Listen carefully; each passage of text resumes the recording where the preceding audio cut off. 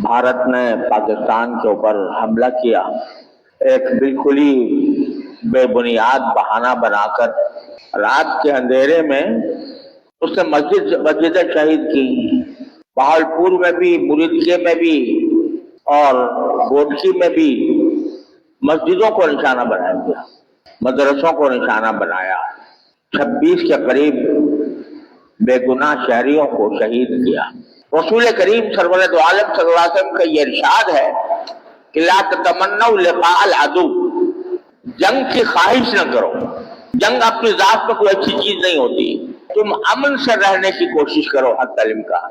लेकिन अगर मुकाबला हो जाए तो फिर साबित कदम रहो और साबित कदम रहकर दुश्मन का पूरी अजीमत के साथ, इस्तिक़लाल के साथ, साबित कदमी के साथ मुकाबला करो।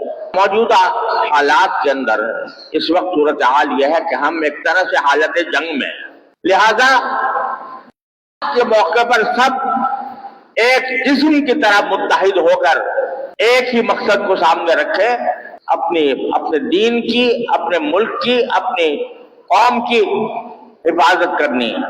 उसके लिए सारे मुसलमानों को मुत्तहिद होना चाहिए। और मुत्तहिद होने का, इस वक्त मुत्तहिद होने का रास्ता यह है कि सारी कौम अपनी पाकिस्तानी अफवाज के पुष्ट पर खड़ी हो। कोई फौज उस वक्त तक कामयाब नहीं हो सकती जब तक कि अवाम की पुष्ट पर नहीं उसको हासिल ना हो। और हमने तो पहले जब उन्होंने एबटाबाद के ऊपर हमला किया था तो उनका न सिर्फ तैयारा गिराया था बल्कि उसके पायलट को भी पकड़ लिया था और उसको चाय पिलाकर रुखसत किया था।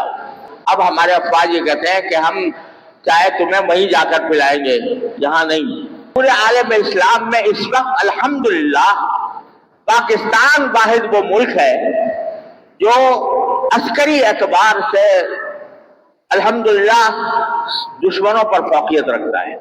लिहाजा इसराइल ये चाहता है कि किसी तरह पाकिस्तान को खत्म किया जाए और उसने हिंदुस्तान के साथ गठजोड़ करके ये हमला कराया है। यहूद और हनूद ये दो जबरदस्त किस्म के दुश्मन हैं हमारे, यहूद और हनूद।